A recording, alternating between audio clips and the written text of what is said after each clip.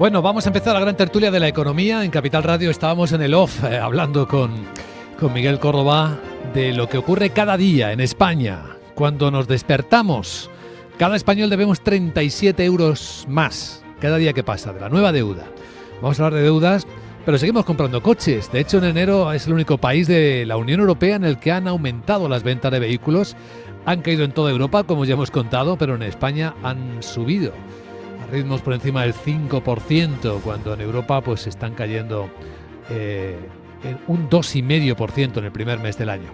Hoy en la gran tertulia de la economía nos acompaña Miguel Córdoba, es profesor de Economía Financiera. ¿Cómo estás, Miguel? Buenos días. Buenos días, encantado. Así que 37 euros por persona y día, sí, ¿no? Cada sí, día. Simplemente dividiendo los 60.000 millones de deuda nueva anual entre el número de días y entre el número de personas de España, pues te salen 37 euros más. Mañana otros 67 euros. Sí, cuando alguien dice, el Estado se ocupa de... No, el Estado somos cada uno de los ciudadanos. Eso nos toca repartirlo.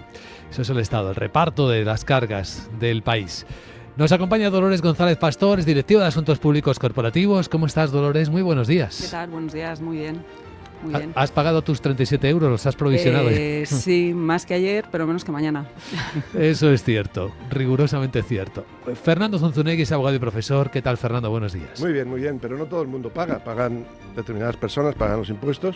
No todo el mundo paga. Es decir, habría que ver que aquellos que pagan impuestos, que pagamos impuestos, cuánto nos toca, porque es algo más. Eso viene desde Robin Hood. Sí, por eso. Pero coges a unos y se lo pasas a otros. Sí, pero todos más, pero los que pagan. Claro. Todos los que pagan es una cifra un poquito superior. Es decir, ¿no? Cierto. Los 37 son nominales. Sí, Luego habrá nominales. algunos que sean 50, otros 100 y otros nada, ¿no? Efectivamente, absolutamente de acuerdo, ¿no? Y además parece que se quiere perpetuar el tema con este nuevo planteamiento que se decía Sumar y que increíblemente ha abanderado el Partido Popular. O sea, yo creo que en muchísimas provincias de España, evidentemente en Madrid y Barcelona no, pero 16.600 euros al año, pues es un salario que, bueno, que aunque sea con 10, 20, 30 euros al mes, deberíase contribuir algo a los gastos del Estado, sobre todo porque ya hay 2.600.000 personas que están cobrando el salario mínimo interprofesional. Entonces me parece en este caso razonable, a pesar de que sabéis que no suelo estar muy de acuerdo con la ministra Montero, pero sí que parece razonable que el Partido Popular abandere el mismo planteamiento que Sumar de que no tiene que tributar a esas personas, pues sinceramente creo que no es lo más correcto, por lo menos desde un punto de vista de un partido conservador, de derechas. Uh-huh. Bueno, a ver, decía Fernando que no todos pagamos igual. Pues efectivamente, o sea, en este país, cada vez que se pide un esfuerzo fiscal, se carga contra la clase media. O sea, porque es un tema de volumen, al final, lo que necesita el Estado. Si analizamos cómo gasta el español medio en estos últimos 20 años, nos llevamos la sorpresa de que está gastando menos, hasta un 8% menos.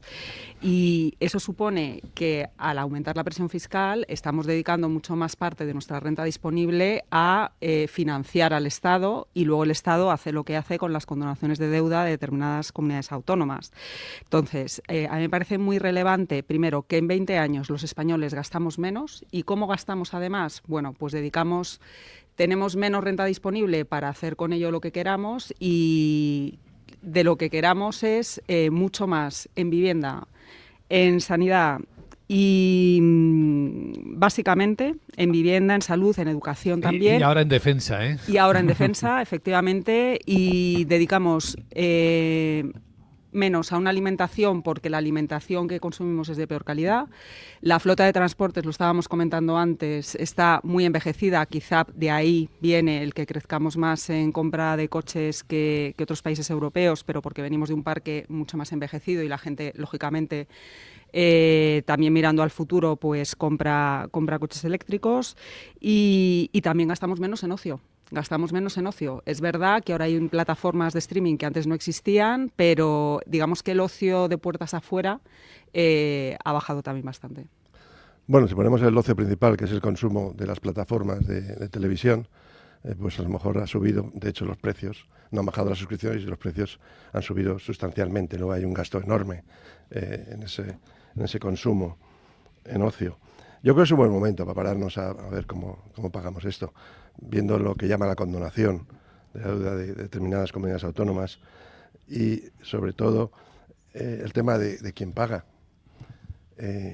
vamos a ver, hay un objetivo político que se está consiguiendo y tú has escrito un artículo fantástico, Miguel, sobre esto, y es que confluya el salario mínimo con el salario medio. Y esto ya se está consiguiendo. Entonces, si llegamos a ese objetivo político de que prácticamente el salario medio sea el salario mínimo, de algún modo, entonces querría decir que la mitad de los trabajadores, de acuerdo con las políticas del PSOE, Sumar y el PP, no pagarían impuestos.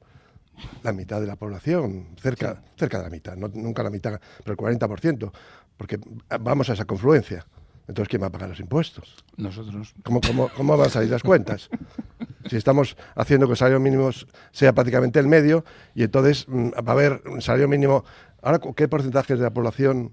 El Ahora salario mismo mínimo, 2 millones y medio, ¿has dicho? es un 23%. 23. Son 2,6 millones sobre 14,4. Pero podemos llegar a un 40%. Y entonces, si con esta política que mantiene el PP, el 40% no pagarían impuestos. Los demás tendrán que pagar todo. Claro, bueno, pero eso tampoco les importa demasiado, ¿no? O sea, él necesita subir a los pensionistas, que son unos 8 millones y pico, y a los miluristas 2.600.000, pero además sus familias, no solamente ellos, sino su entorno. Entonces, con eso tiene la mitad de los votos como potencial. Luego le votan una parte, pero al final conseguir 100 y pico escaños sí que los consigue, ¿eh? Bueno, el objetivo político se consigue, pero vamos a ver, la sostenibilidad financiera del país lo veo difícil. Es que las decisiones que estamos viendo no responden a la prosperidad del país, porque entonces la renta media no se iría confluyendo al límite inferior, que es el salario mínimo. Sí, vamos a una tarifa plana, lo hemos hablado aquí en esta emisora. Claro, y a mí también vamos a una tarifa plana en todo. Sí, ¿no? Pero igualando por abajo. Sí, igualando por abajo. Sí, siempre arrasan por abajo. O sea, todo lo contrario a las políticas liberales que traen crecimiento. Bueno, no pero exactamente más allá, por abajo. El salario mínimo es el salario mínimo. Porque el suelo, sí, pero va subiendo y subirá más. Bueno, claro. Aquí dijimos un día que todos 3.000. Que es un objetivo fantástico. Pero bueno, todas las clases profesionales, todos aquellos, y con la inflación desbordada, pues se irán del país, todos aquellos que tengan Fernando, pretensiones. O sea, lo que no es ¿Quién va a estudiar? ¿Quién va a estudiar en España? Si no te lo pagan después. Sin estudios, claro. Sin estudios básicos y sin estudios universitarios, vas a ganar lo mismo que el salario medio de España. ¿Quién va a tener un incentivo en el estudio? Vamos a ver, yo creo que estamos de acuerdo en que lo aspiracional no es a que la gran masa de trabajadores de este país confluya con el salario mínimo, sino que todos ganemos más, porque eso significaría que el país produce más, que el país es más rico y que el país prospera. Y hay otra decisión que también responde a intereses políticos y no a la prosperidad del país, que es esto que se acaba de hacer con la condonación de las comunidades autónomas, que responde expresamente a los intereses políticos del partido en el poder para mantenerse, porque necesita recuperar Andalucía, porque necesita consolidar Cataluña y quizá también Valencia. Y qué casualidad que las comunidades más beneficiadas están en esas tres y las más perjudicadas son Galicia, Castilla y León y Madrid.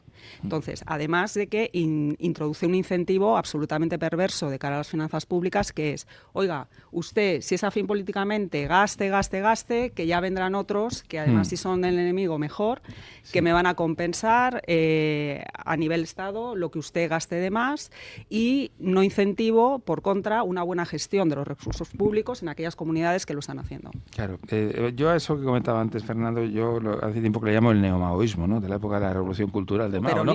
Que todo el mundo gane lo mismo.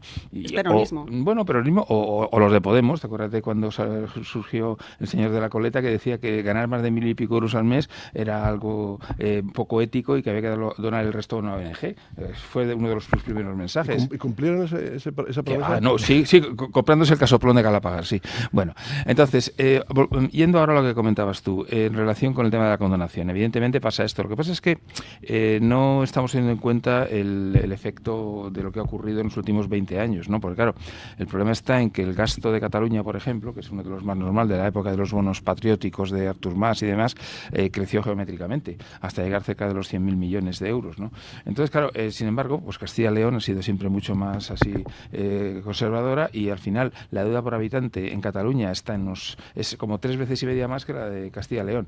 La pregunta es, al que más gasta le tienes que condonar la deuda por motivos políticos para mantenerte en el poder. Es que eso no es democracia, eso no es democrático. Sí, pero vamos a ver, es que las palabras son muy importantes y no nos permiten. ¿Qué es condonar? ¿Aquí ha habido un default? No. Entonces, ¿qué condonar? Estamos mutualizando, se ha dicho muy bien en la emisora, estamos mutualizando. Lo vamos a pagar todos. Por cierto, también aquellos que se dice condonar, Se dice, condenamos a Cataluña 17.000, a Valencia tantos miles de millones, pero se mutualiza y también lo van a pagar a través del Estado. Sí. Lo vamos a pagar todos. Cuestiones porcentajes y que políticamente se cumpla el objetivo. ¿Qué ha costado el voto de confianza? 2.000 millones.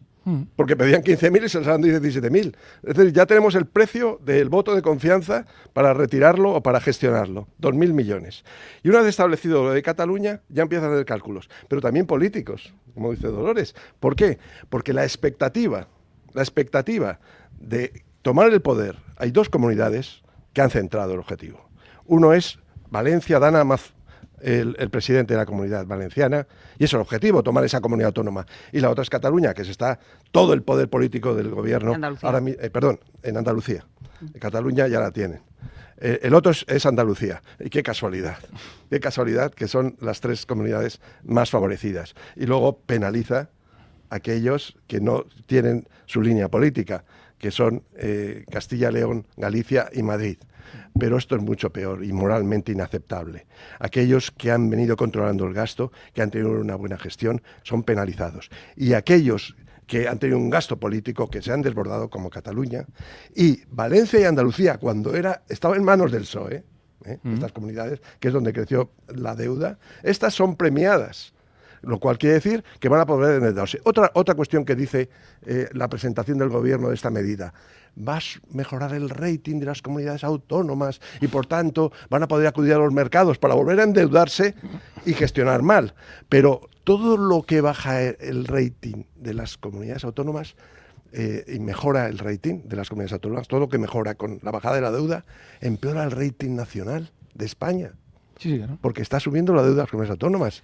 Luego, lo que ha hecho la medida del gobierno es empeorar la capacidad de endeudamiento de España en los mercados internacionales. Es que eso es un asiento contable, lo que está haciendo. Se está cambiando de una administración pública a otra. Y el culpable, vamos a ser realistas, fue Cristóbal Montoro, que fue el primero que dijo que él se endeudaba y se le cobraba el dinero al 0% a las comunidades autónomas. Eso lo hizo hace 10 o 12 años. Aquel principio que le llamó de subsidiariedad, o algo así lo llamó Montoro, pues digo, oye, mire usted, perdone, es que eso no es. O sea, yo me acuerdo en Estados Unidos hace años que quebró el Orange County en California y le dejaron quebrar a aquel condado. Puerto Rico. Puerto Rico. Claro, decía, mire usted tiene una responsabilidad, tiene unas transferencias cedidas. Usted está gestionando un patrimonio.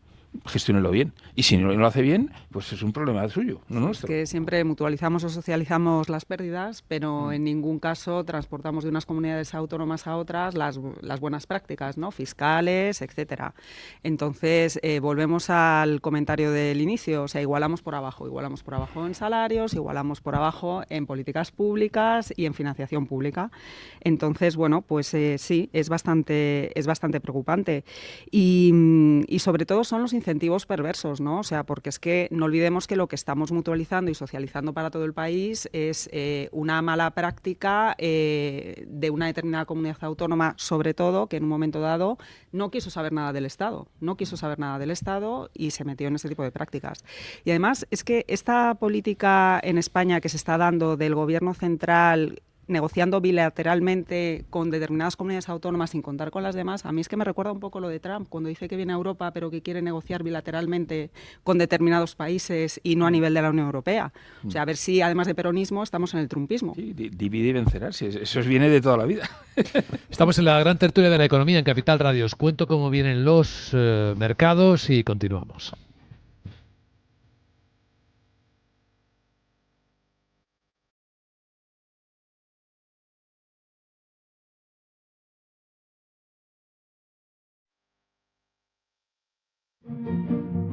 Solo 3 días Smart Days en el Corte Inglés. Aprovecha las mejores ofertas en electrónica y grandes electrodomésticos. Llévate hasta un 15% de descuento adicional en lavavajillas, hornos y placas de AEG. Y con todas nuestras tecnoventajas. Solo hasta el miércoles 19. Smart Days en tienda web y app del Corte Inglés. Smart Days. En Arquia Banca ofrecemos soluciones de inversión personalizadas y adaptadas al perfil de riesgo de nuestros clientes. Nuestro método: diseñamos una estrategia a largo plazo tras realizar un exhaustivo análisis de los mercados y las tendencias globales. Contáctenos ahora en inversión@arquia.es y le ofreceremos una propuesta personalizada. Arquia Banca, Cuidamos de su patrimonio como si fuese nuestro. Puede consultar los folletos informativos y los documentos con los datos fundamentales del inversor en los registros públicos oficiales de la CNMV, así como en www.arquea.es y oficinas de Arquea Banca.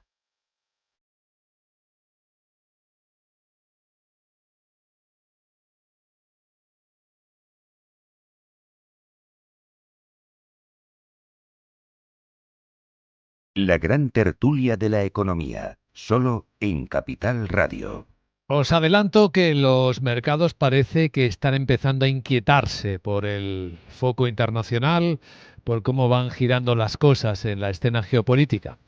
Y lo vemos en los futuros, que estaban aparentemente más o menos tranquilos o planos, empiezan ya a ponerse de color rojo. Los americanos se han dado la vuelta después de que ayer Wall Street tuviera un último cuarto de hora en el S&P 500 de ventas generalizadas y ya empiezan a bajar 8 puntos. Los futuros del S&P pierden los 6.000, están en los 5.993 y por aquí por Europa las caídas están en torno a las 4 décimas. No son muy importantes, pero expresan un poquito de prudencia. Después de los últimos acontecimientos en los que incluimos que Donald Trump reaviva la amenaza arancelaria, dice que siguen en curso, que estamos en el plazo de poner en marcha los aranceles del 25% a México y a Canadá, más los del aluminio, más los del acero, más los europeos. También hay medios europeos que dicen que Europa está trabajando para ver las contramedidas y marcar con aranceles también aquellos productos que son más sensibles para Estados Unidos. Una guerra todo en un término muy claro, en términos comerciales, porque la otra guerra, la de Ucrania, ha desaparecido en la literatura de la primera resolución del Consejo de Seguridad de Naciones Unidas, que se ha pronunciado sobre Ucrania, ocurrió anoche. Estados Unidos votó junto con Rusia y con China sacar adelante esta resolución, insisto, es la primera, en la que se pide un rápido fin del conflicto, sin nombrar a Rusia como agresor, ni tampoco eludir a una retirada de las tropas rusas, ni mencionar tampoco la integridad territorial de Ucrania. Esto es lo que hay. Ya, lo que pasa es que aquí estamos lo de siempre. Europa ha estado viviendo relativamente cómoda desde el Plan Marshall de 1948. Hemos asumido que somos pues un poco los protegidos de Estados Unidos hasta ahora. Está claro que la entrada de Trump como un elefante en una cacharrería pues nos va a afectar de una forma definitiva. Eso de no tener un ejército europeo propio, importante y tal, pues ha sido un error, yo creo, cosa que no había ocurrido antes en la historia. Y esa tutela que ha tenido Estados Unidos de los países democráticos occidentales, pues bueno, pues es como cuando coges la mayoría de edad y te tienes que emancipar, ¿no? Pues al final no te queda más remedio que asumir tus propias cuentas, ¿no? Evidentemente lo que está haciendo Trump no es, en mi opinión, lo más adecuado y está claro que unirse a Rusia y a China y estas cosas, pues hombre, evidentemente son naciones poderosas, sobre todo en el tema militar, pero los europeos yo creo que tenemos que cambiar nuestra política, tenemos de una vez que unirnos para formar unos Estados Unidos de Europa y para actuar y ver dónde están nuestros intereses. Estados Unidos solo es el 5% de la población mundial, hay otro 95%. Bueno, pues cambiemos nuestras cosas, emancipemos, ¿no? En términos económicos, no tanto. Sí, a ver, esto de que entra como elefante en cacharrería es cierto, o sea, sí vemos los resultados, pero no creo que no responda a una estrategia, porque al final la resolución de Naciones Unidas lo que refleja es el nuevo orden mundial que quiere Trump, que son nada más que 3 actores, Estados Unidos, China y Rusia. Y Rusia pivotando entre ambos, ojo, porque Rusia es el proxy en Europa de China y ahora Trump se acerca para quitarle ese pivotaje a China que ahora mismo está en manos rusas y Europa desaparecida. Entonces, bueno, efectivamente se vienen tiempos para Europa de ponerse a las pilas, pero ya. Y ayer estuvo muy bien Macron parándole los pies a Trump en el sentido de, oiga, usted tiene una narrativa de que parece que ha financiado usted la defensa de Ucrania, esto no es así, Europa ha contribuido con un 60% a las ayudas a Ucrania, pero Macron solo no puede. Entonces, ahora mismo las esperanzas están en Merz. Vamos a ver qué hace Merz. De momento él tiene un discurso, por supuesto, europeísta y vamos a ver qué fuerza tiene y quizá los europeos tengamos que cambiar la mentalidad porque esto es un poco atávico, ¿no? Igual que los alemanes tienen en su atavismo la lucha contra la inflación desde los años 30, del siglo pasado los europeos desde hace como 2 o 3 siglos tenemos el atavismo de que Alemania no puede armarse, porque cada vez que se arma se monta una guerra mundial, pero estamos en un nuevo orden mundial y el siglo XX queda atrás. Entonces, quizá, y porque necesitamos a Alemania, o sea, Francia sola no puede, Alemania con Francia puede ser el germen de un ejército europeo en el que tengamos que participar todos los demás. Pero claro, no somos capaces en la Unión Europea de ponernos de acuerdo con temas, no diré que son nimios, pero sí temas que afectan al mercado único y al mercado interior. Pues vamos a ver si somos capaces de ponernos de acuerdo en algo tan fundamental como la defensa. Olvidémonos de Alemania como motor, ya tiene bastante con sus problemas políticos, económicos y sociales, y se arregla su casa bastante hacia Alemania. Su casa refleja en el resto de Europa. Francia ya se ha dado cuenta, y quien ha sido el portavoz de la Unión Europea y de Europa en la reunión con Trump ha sido Macron, y esas reuniones que hubo previamente eran preparando esta reunión. ¿Qué ha sido esto del Consejo de Seguridad? Pues bueno, la voz estaba en Inglaterra, en el Reino Unido y Francia. Se habrán opuesto radicalmente, habrán votado en contra. No, se han abstenido. Se han abstenido. ¿Qué dijo Macron? Aparte de comentar los hechos en relación con la financiación, pues decir que la negociación de la financiación, las tierras raras, es negocio para ambas partes, es decir, apoyándolo, hablando de una tregua, y de una posibilidad de tropas en Ucrania de pacificación. Y Trump dio algo a cambio. Luego ha habido un intercambio con Putin. Rusia va a admitir las tropas europeas en territorio ucraniano. Esto es un paso importantísimo. No lo ha dicho, todavía que nos conste. No, pero lo ha dicho Trump en la reunión con... Bueno, lo que no sabemos es la respuesta a la oferta de Zelensky. De yo dimito si Ucrania se mete en la OTAN. De eso no hemos vuelto a saber. Entonces tenemos aquí portavoces. Macron se ha erigido, nadie le contesta, en portavoz de la Unión Europea y también incluyendo al Reino Unido. Bueno, ha tomado ese protagonismo y van a las reuniones. Sánchez se cuela en ellas, siempre y cuando hay rondas no aparece Sánchez, pero en la reunión estuvo también nuestro presidente. Luego ahí tenemos un portavoz. Y luego las conversaciones son bilaterales con Rusia y Estados Unidos. Bueno, pero hay un interlocutor, que es la Unión Europea. Ayer estuvo reunido el representante de todos los intereses europeos en la Casa Blanca, trasladando y en un debate abierto. Y vamos a tener la próxima semana, en los próximos días, la reunión con Zelensky. Es decir, que en esas conversaciones están todos los intereses en juego. Está Rusia, está Europa, y va a estar ahora Zelensky en una reunión directa con Trump. Está abierto una nueva situación y un nuevo marco, que se habla de fin de la guerra y se habla de tregua y de financiación.